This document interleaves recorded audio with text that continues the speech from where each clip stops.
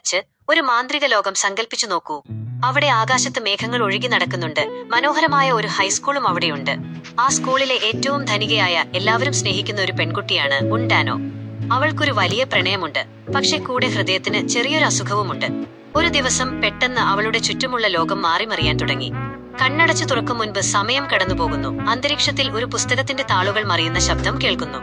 ഒടുവിൽ അവൾ ആ ഞെട്ടിക്കുന്ന സത്യം തിരിച്ചറിഞ്ഞു. അവൾ ജീവിക്കുന്നത് ഒരു യഥാർത്ഥ ലോകത്തല്ല, മറിച്ച് സീക്രട്ട് എന്നൊരു കോമിക് ബുക്കിലാണ്. അതിലും വലിയ സങ്കടം എന്തെന്നല്ലേ, ആ കഥയിലെ നായിക പോലുമല്ല, അവൾ വെറും ഒരു എക്സ്ട്രാ കഥാപാത്രം മാത്രമാണ്. റൈറ്റർ എഴുതിവെച്ച സ്ക്രിപ്റ്റ് അനുസരിച്ച് അവൾക്ക് അധികം ആയുസില്ല. മാത്രമല്ല, അവൾക്കൊട്ടും താല്പര്യമില്ലാത്ത ബേക്യൂം എന്ന പയ്യനെ പ്രണയിച്ച് ജീവിക്കേണ്ടി വരികയും ചെയ്യുന്നു. റൈറ്റർ വരയ്ക്കുന്ന സ്റ്റേജ് എന്ന രംഗങ്ങളിൽ അവൾക്ക് സ്വന്തം ശരീരത്തിന്മേൽ പോലും നിയന്ത്രണമില്ലായിരുന്നു.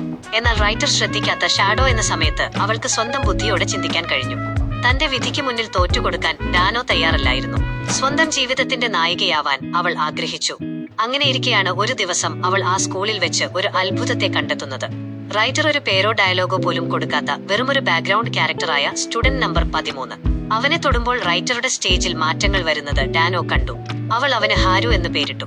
റൈറ്ററുടെ സ്ക്രിപ്റ്റിൽ ഇല്ലാത്തതുകൊണ്ട് തന്നെ ഹാരുവിന് ആ കഥയെ തിരുത്തി എഴുതാൻ കഴിഞ്ഞു. അങ്ങനെ അവർ ഒന്നിച്ച് റൈറ്ററുടെ വിധിയെ വെല്ലുവിളിക്കാൻ തുടങ്ങി. ആ നിഴൽ ലോകത്ത് അവർ പരസ്പരം ജീവനായി പ്രണയിച്ചു. പക്ഷേ കഥ തിരുത്താൻ നോക്കിയതിന് ഹാരുവിന് വലിയ വില കൊടുക്കേണ്ടി വന്നു.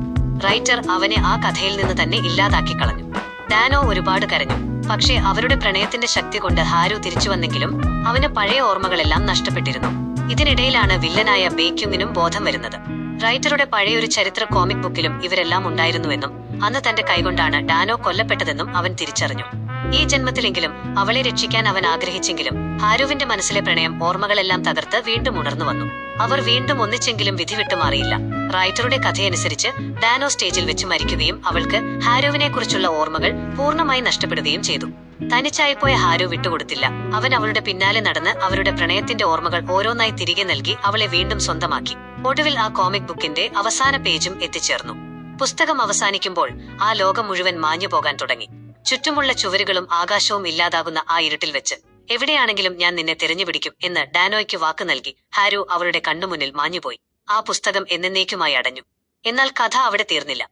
വർഷങ്ങൾക്ക് ശേഷം റൈറ്റർ ഒരു കോളേജ് പശ്ചാത്തലത്തിൽ പുതിയൊരു കോമിക് ബുക്ക് എഴുതാൻ തുടങ്ങി. ആ പുതിയ പുസ്തകത്തിൽ ഡാനോ വീണ്ടും ജനിച്ചു. അവൾക്ക് പഴയ കാര്യങ്ങളൊന്നും ഓർമ്മയില്ലായിരുന്നെങ്കിലും ഉള്ളിൽ ആരോടോ ഉള്ള ഒരു തെരച്ചിൽ ബാക്കിയുണ്ടായിരുന്നു. അങ്ങനെ ഒരു ദിവസം ആ കോളേജ് കാമ്പസിലെ വലിയൊരു മരച്ചുവട്ടിൽ വെച്ച് അവൾ തിരിഞ്ഞു നോക്കിയപ്പോൾ അവിടെ ഒരാൾ നിൽക്കുന്നുണ്ടായിരുന്നു. അത് നമ്മുടെ ഹാരു തന്നെയായിരുന്നു. റൈറ്റർ അവർക്ക് പുതിയൊരു കഥയാണ് നൽകിയതെങ്കിലും സ്ക്രിപ്റ്റുകൾക്കെല്ലാം അപ്പുറം അവരുടെ പ്രണയം അവരെ വീണ്ടും ആ മരച്ചുവട്ടിൽ ഒന്നിപ്പിച്ചു. അങ്ങനെ റൈറ്ററുടെ വെറുമൊരു നിഴൽ മാത്രമായിരുന്നവർ തങ്ങളുടെ പോരാട്ടം കൊണ്ട് സ്വന്തം ജീവിതത്തിലെ യഥാർത്ഥ നായകനും നായികയുമായി മാറി ആ പ്രണയകഥ മനോഹരമായി പൂർത്തിയാക്കി.